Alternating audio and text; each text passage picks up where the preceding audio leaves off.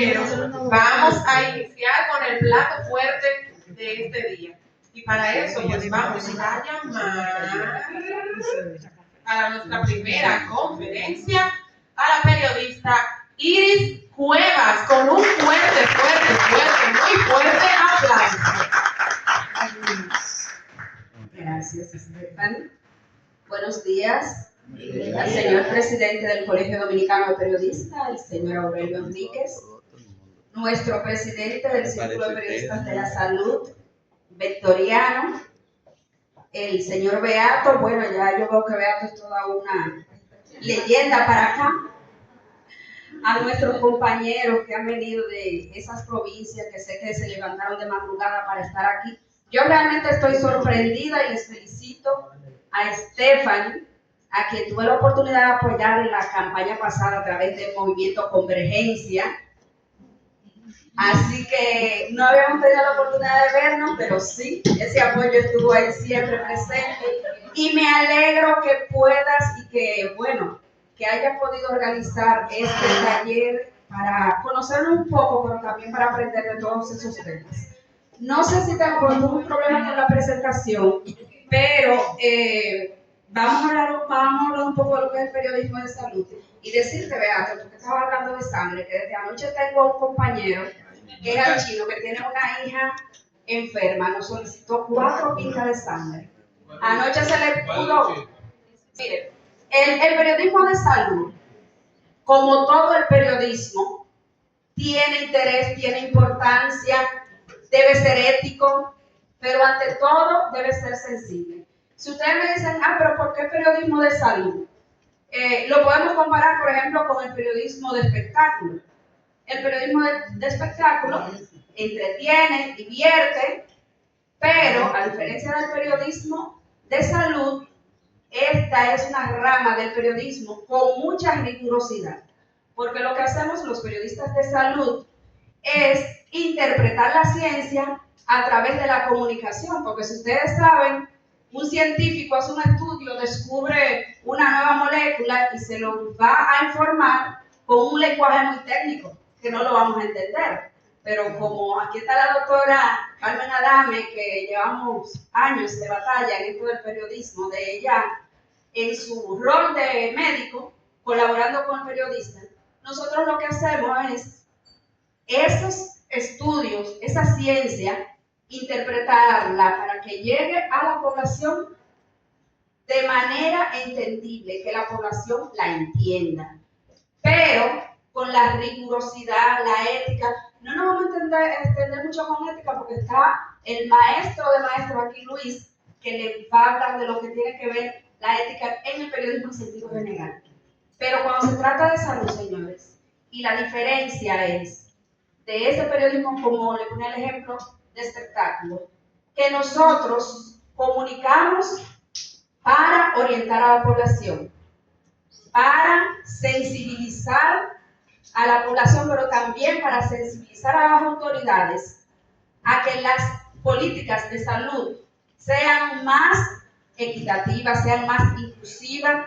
Tengo que recordar siempre a la doctora Altagracia Guzmán Marcelino, que ella decía que los periodistas de salud son los principales epidemiólogos, porque de repente hay un brote aquí en un sector de Baní y quizás el Ministerio de Salud no lo sabe porque el Ministerio de Salud tiene muchas cosas que son globales, pero alguien le informa a un periodista, el periodista viene e investiga, el periodista quizás no sabe de si el brote es de dengue o es de otra enfermedad. Por ejemplo, ahora tenemos también una alerta internacional epidemiológica de otro virus que es el olorocoche.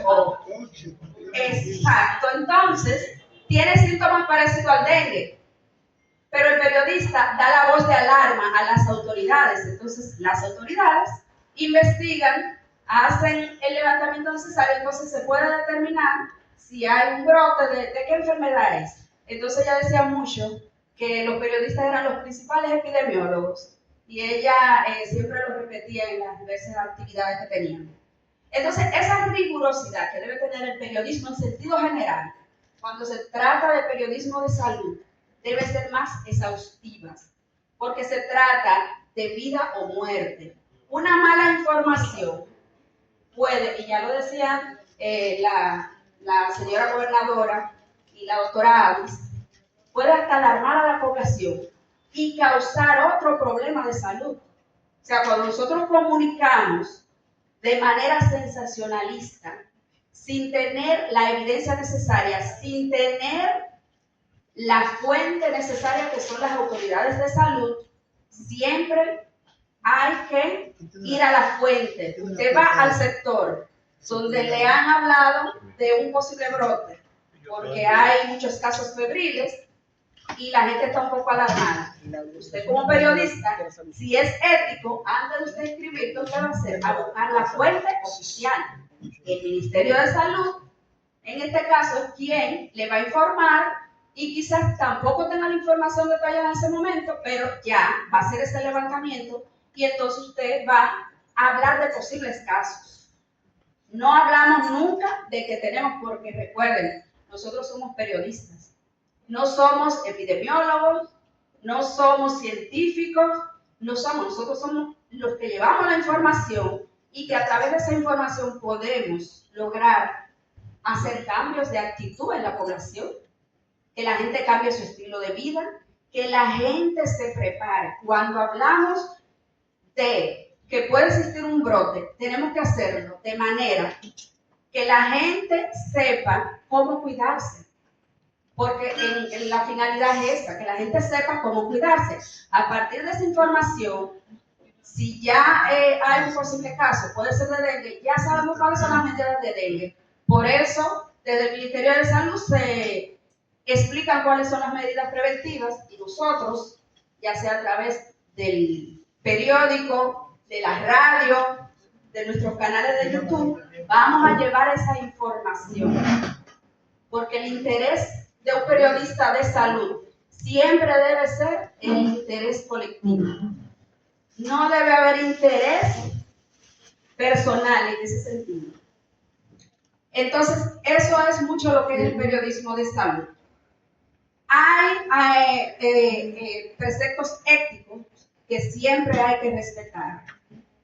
Por ejemplo, la dignidad humana, la dignidad de un paciente. Miren, yo trabajo en el Ministerio de Salud y cuando hablamos de casos, por ejemplo, de viruela sísmica, sabemos que tenemos que proteger a esa persona. A veces nos dicen, ¿pero quién es?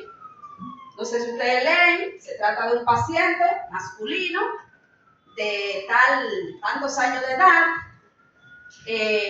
Decimos la nacionalidad porque hay un reglamento sanitario internacional que nos llama y establece cuáles son las medidas que se deben tomar. Por ejemplo, cuando hay enfermedades que pueden ser de un país a otro, y ustedes saben que nosotros tenemos un factor de riesgo que es con nuestro vecino Haití, que por su situación sanitaria, cualquier enfermedad nos puede afectar como país.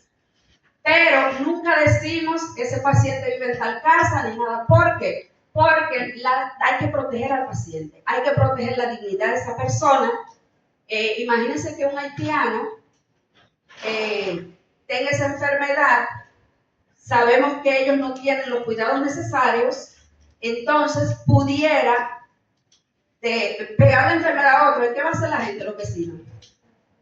Hasta lo va a discriminar. Entonces, esa es parte de la rigurosidad. Cuando se trata de niños, niñas, adolescentes que han sido vulnerados, tenemos que conocer las leyes. Tenemos la ley 136-03 de niños, niñas y adolescentes. Cada vez que vayamos a escribir un tema de niñez, hay que acudir a esa ley. Lo mismo de salud, la ley 14201, que es la Ley General de Salud, hay que ver esa ley cuando vamos a tratar temas que tengan que ver con salud. ¿Por qué salud hace esto? ¿Por qué salud no da a conocer los nombres de las personas que están en esta situación? Porque hay una protección de ley. Entonces nosotros, cuando vamos a buscar una información, tenemos que tener en nuestra cabeza, el Ministerio de Salud tiene la obligación de dar información, pero no tiene que poner en evidencia a los pacientes cuando están en situaciones vulnerables. Hay gente que ellos deciden hablar de su situación de salud, pero ya eso es ellos. Cuando nosotros hacemos una investigación exhaustiva de salud, incluso tenemos que dar consentimiento para que las personas estén de acuerdo si decimos sus casos, si los podemos desvelar al público o no. O sea, nos podemos ver en situaciones hasta de demanda, aunque en este país casi no existe ese tipo de cosas. En otros países sí se demanda, y se ha demandado a periodistas por incumplimiento, no por el derecho que tienen a informar, sino cuando ponen en evidencia alguna situación de salud. Y por eso ustedes ven que el Ministerio de Salud, a veces hay una enfermedad, pero no tiene la información necesaria hasta el momento, y lo que dice es que está investigando. Porque usted, a veces el Ministerio de Salud, si no ha hecho la expertise necesaria, si no ha hecho, por ejemplo, en casos de enfermedades que a veces hay que mandar fuera del país las muestras para analizarlas, usted no puede decir que hay. Ahora, lo que no puede nunca en los ministerios de salud es negar información. Usted tiene que decir que está trabajando y que está investigando.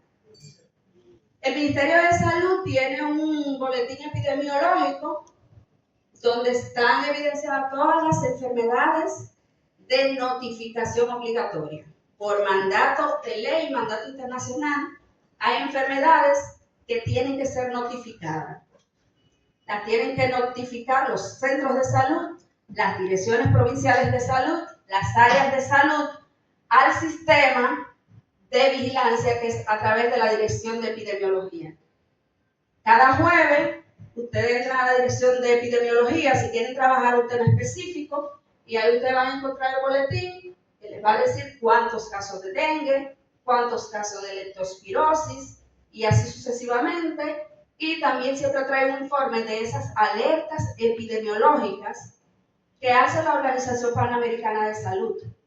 Nosotros, para hacer como país, para hacer alguna alerta epidemiológica, y Luis, que también fue director en comunicaciones del Ministerio de Salud, sabe, nos guiamos por la Organización Panamericana de la Salud. Es decir, cuando la Organización Panamericana de la Salud emite una alerta epidemiológica, le está mandando a los países a que tomen medidas. No necesariamente significa que tengamos una enfermedad, pero si la tenemos cercana, si la tenemos en los países, recuérdense que ya no hay fronteras.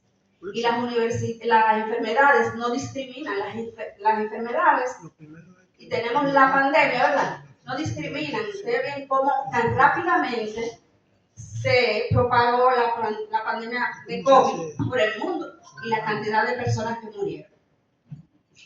Entonces, esa es la principal misión de un periodista de salud. Pero está la misión de sensibilidad. Un periodista de salud, en sentido general, que no sea sensible a una situación, tiene que revisarse, ¿verdad? Pero cuando se trata de salud, cuando nos toca hacer esos reportajes de personas que tienen un cáncer, pero que encima de tener un cáncer terminal, tienen que hacer malabares para conseguir esos tratamientos, ahí entra la sensibilidad. Y cómo uno debe esforzarse para dar a conocer ese caso, para que a esa persona se le suministren los medicamentos necesarios. Ustedes saben que lamentablemente tenemos sistemas de salud débiles en todos los sentidos, pero por ejemplo, el Ministerio de Salud tiene el programa de alto costo, que es un programa donde se ayuda a esas personas con estas enfermedades terminales que tienen unos medicamentos muy altos, pues se le ayuda. Terminología médica, creo que alguien la va a tocar, pero, y precisamente ayer discutíamos con la periodista Altagracia Ortiz, que todas la conocen aquí, ¿verdad? Que es una periodista muy rigurosa de salud. Un tema que ella trataba era de una profesional de la salud que llamaba a dejar de hablar de batallas cuando se trata de enfermedades como el cáncer. Hace mucho que estamos tratando de que se sensibilice el lenguaje que utilizamos. Fulana perdió la batalla contra el cáncer. Es una enfermedad, no es una batalla. O ganó la batalla contra el cáncer. Qué triste cuando esa persona que supuestamente ganó la batalla recae. Entonces, tenemos que sensibilizar. Enfermedades catastróficas. No, son enfermedades complejas. Imagínense que usted vaya a hacerse un examen y resulta que tiene un cáncer. Y el doctor le dice, usted tiene una enfermedad catastrófica. Ya lo está matando 2 meses. Está adelantando la muerte. No es una enfermedad catastrófica. Aunque en el sentido de catastrófico es físicamente y también de dinero. Sí, lo podemos ver así. Pero como periodistas, como profesionales, debemos hablar de temas más positivos. Que una persona con esa enfermedad sepa que tiene esperanza de vida, ¿verdad, doctora?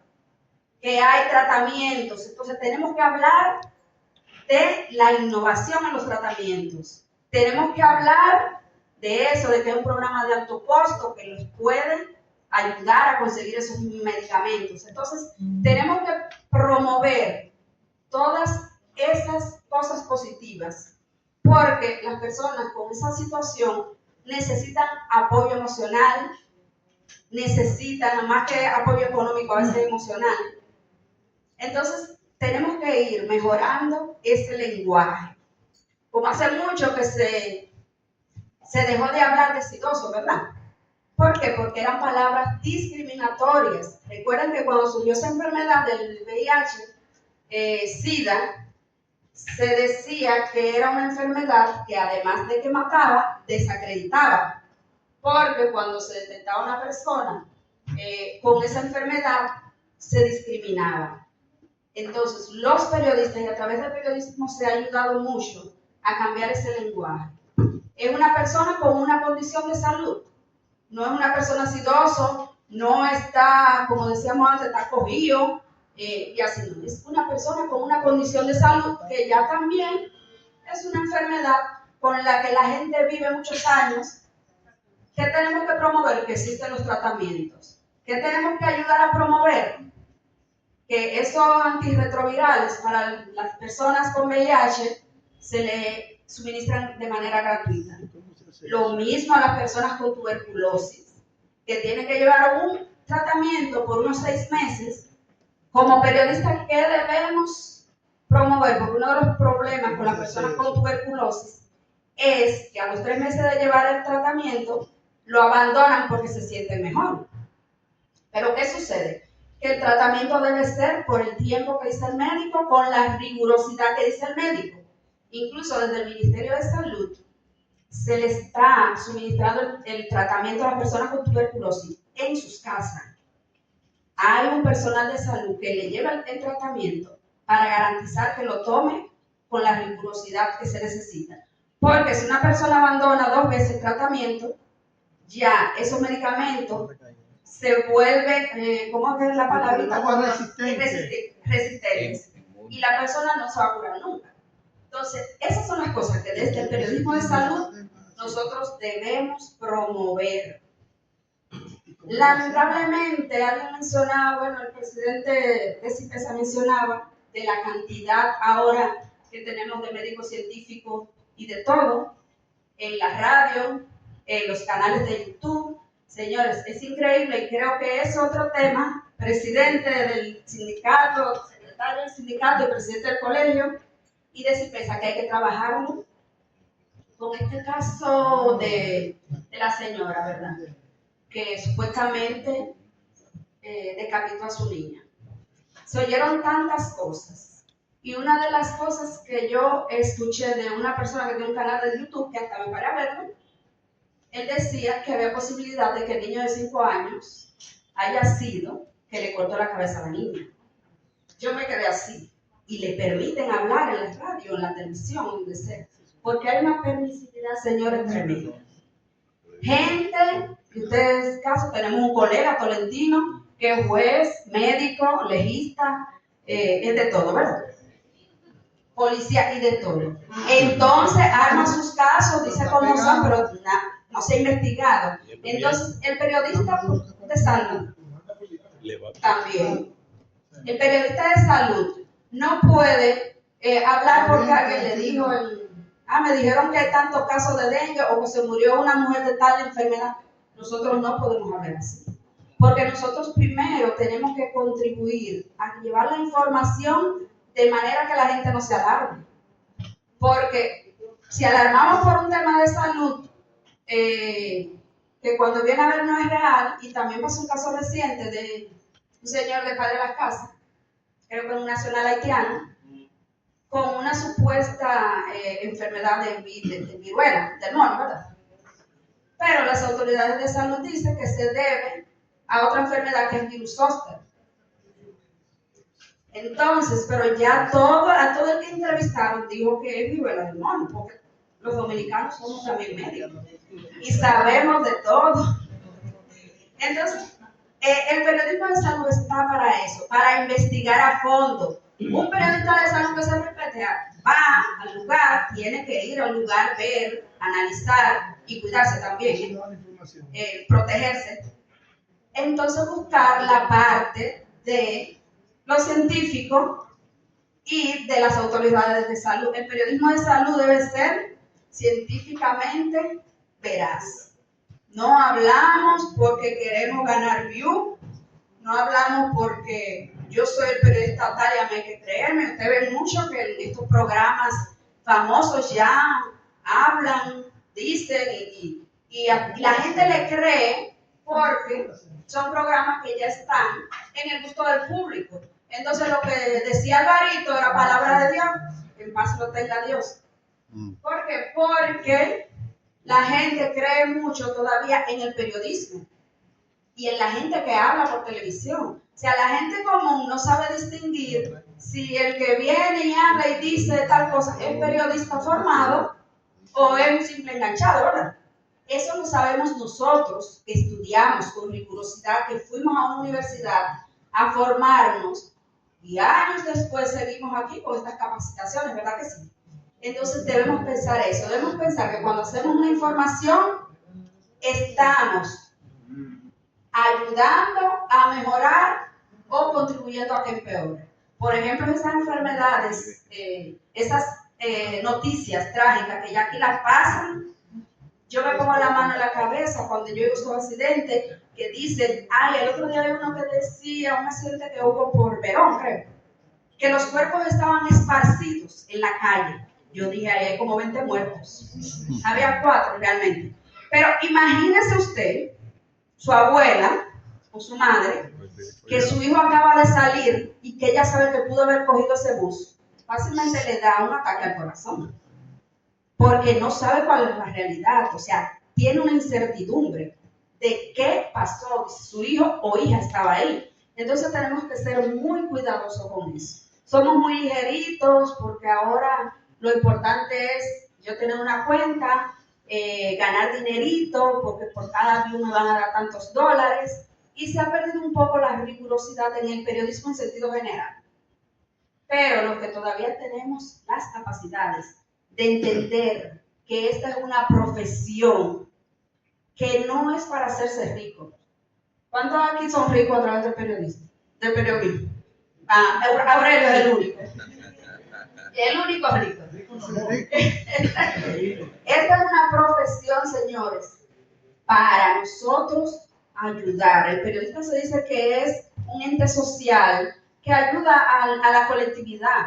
Nosotros no nos ayudamos, ni siquiera nos cuidamos nosotros mismos, que es otro tema que hay que tratar, porque los periodistas también pasamos por muchas situaciones y sobre todo los periodistas que estamos expuestos a cubrir ese tipo de noticias, por ejemplo, noticias trágicas como las que acaban de pasar. Entonces, que se quede un poquito en la mentalidad de todos. Cuando comunicamos, ¿para qué comunicamos? ¿Qué podemos lograr? Podemos lograr a través del periodismo de salud que mejoren las políticas de salud, ¿verdad que sí? Podemos lograr que mejore el sistema de salud y estamos constantemente hablando de si se va a modificar la Ley General de Salud, si se va a modificar la Ley de Seguridad Social, que ya es necesaria que se comunique. Y el día a día, como habla Beato, señores, es el día a día, y Victoriano lo sabe que estamos en grupos de salud, eso a cada momento, que si consigan una cama, que si una UCI, que si sangre, ese es el día a día que vivimos los periodistas. Entonces, como nosotros de alguna manera tenemos relación con las autoridades de salud, todo el que nos conoce cree que nosotros somos médicos, que somos ministros y ministras de salud, entonces nos piden ayuda y estamos para ayudar. Entonces, cuando no podemos ayudar económicamente a través de la información, de llevar ese caso a las autoridades de salud, pues ayudamos. Para no extenderme más, yo voy a poner un videito, si Andy lo tiene listo, para que hagamos un poquito de reflexión. Señor, ustedes saben que la pandemia no solo desveló las debilidades que tenemos en los sistemas de salud, afortunadamente del mundo, nos dimos cuenta que no es el nuestro, nada más, del mundo, pero también desveló la necesidad de que cada día haya más periodistas de salud. Nosotros somos privilegiados, porque a través del Círculo de Periodistas de la Salud, CIPESA, se ha capacitado a muchos periodistas en el área de salud. En talleres como estos, pero también ya a nivel de maestría, de especialidades, y ahora estamos trabajando unos diplomados interesantísimos que el presidente se los dirá para que ustedes tengan la oportunidad de inscribirse a través de Infotec para capacitarles. Pero para que ustedes vean qué es lo que tenemos que hacer los periodistas de salud, no importa la circunstancia. Cuando la pandemia, antes cuando usted pueda, lo puede adelantar un poquito porque la presentadora se entiende como un minuto. Este es un reportaje, quise traerle uno de aquí pero no lo encontré. Este en El Salvador, eso fue cuando la pandemia y la situación que estaban viviendo las familias que no podían ver a sus personas enfermas que ya estaban a punto de morir. Y que se llama la última llamada. De Jorge Del que vamos a compartir, pero por supuesto, vamos a presentar el reportaje, pero más adelante vamos a hablar de toda esta situación que se ha generado.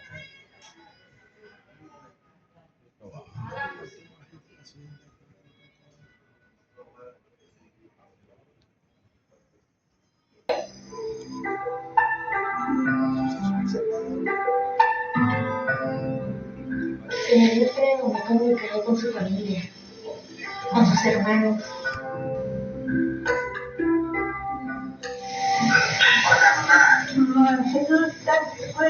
¿Estás bien?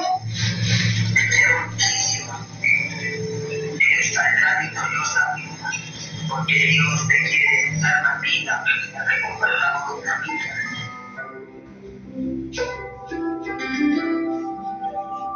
Oh, santo, oh Dios, oh Dios, activamos por favor.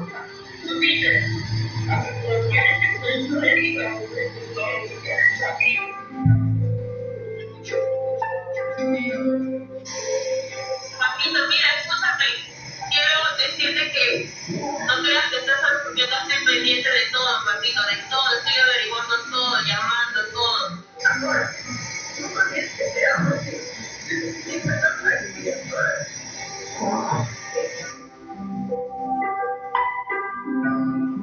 En esta visita intentamos explorar cómo la vida y la muerte se pueden entrelazar al interior de una sala COVID. Este informe refleja el trabajo de un grupo de profesionales que, con todo respeto, nos permite ser parte de su admirable labor. Nos será casi imposible poder dar soporte emocional a todas las familias. Entonces creamos un plan dirigido y concentrado justamente a pacientes cuya evolución o pronóstico es reservado. Ante tanto dolor dijimos, tenemos que hacer algo. Tenemos que permitirles a estas familias de tener contacto y despedirse de sus familiares.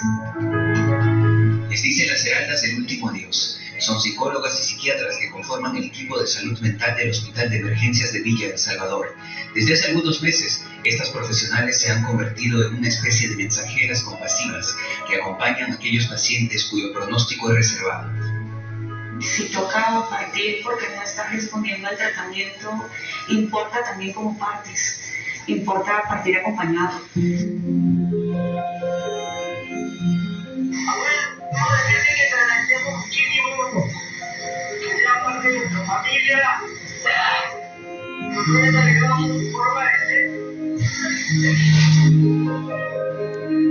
Todos los días este equipo de salud mental recibe un reporte médico de aquellos pacientes críticos con pronóstico negativo. El primer paso es llamar a las familias para ofrecerles la posibilidad de escribir una carta dirigida a sus pacientes y leerla a través de una videollamada antes de que la enfermedad siga avanzando.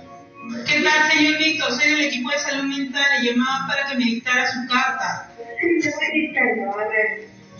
Dice, hola mami, sabes, doy gracias por ser mi mamá. Doctora, ¿qué va a hacer ahora con esta carta? Bueno, esta carta es la carta que los propios familiares le van a leer al paciente, y como ya cumple con el requisito importante que es el brindar afecto, agradecimiento, entonces ya se le está programando y se le indica que está en lista para que la intervención se dé de forma adecuada. Cuando comenzó la pandemia empezamos a evaluar cuál era la necesidad en esta situación que veníamos viviendo, y notábamos que muchas familias pues veían partir a sus familiares pero sin tener ese contacto, y entonces evaluamos y estas familias podrían presentar duelos complejos. Luego de cubrirse completamente con los implementos de bioseguridad, el equipo de salud mental asume la difícil tarea de establecer conexión entre un paciente crítico y su familia. Diariamente se hacen más de 10 videollamadas de despedida. Me dijo, me gustaría que mamá, pues de hecho sepa que nosotros estamos muy pendientes de ella, que de hecho no estamos ahí porque los protocolos no nos permiten eso.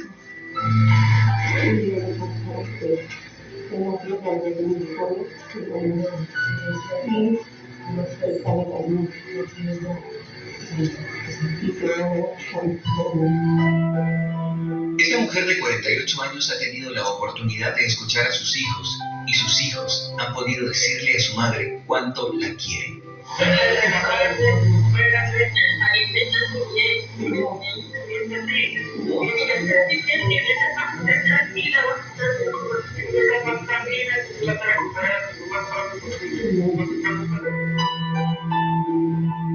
Ahora incluso se está viendo que existen familias que no solamente pierden un familiar, pierden 2, 3 familiares, y entonces esto es sumamente doloroso para las personas que se quedan. Entonces lo que evita esta intervención es los duelos patológicos y que progresen a trastornos mentales. Como un poquito largo, vamos a pararlo ahí. Pero bueno, ya se ve que pasó la COVID, porque en los días posteriores yo ponía en clase eso y todos terminábamos llorando.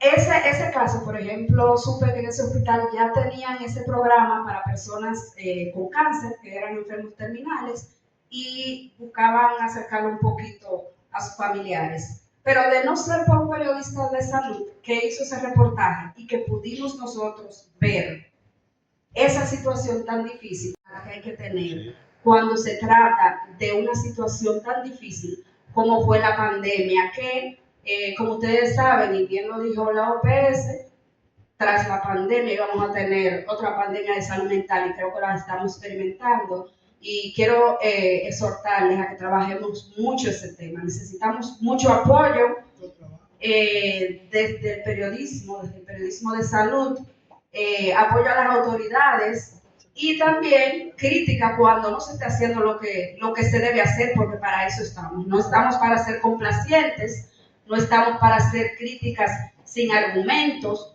pero cuando haya que hacerlas, que sea para mejorar la salud de la gente, pues tenemos que hacerla. Como tenemos muchos conferencistas, yo lo voy a dejar hasta aquí, así que si tienen alguna observación, alguna pregunta, estamos a la orden. Y siempre CIPESA está abierto para ayudarles en este tipo de capacitaciones. Fuerte aplauso para Edith Cuevas. Mire, como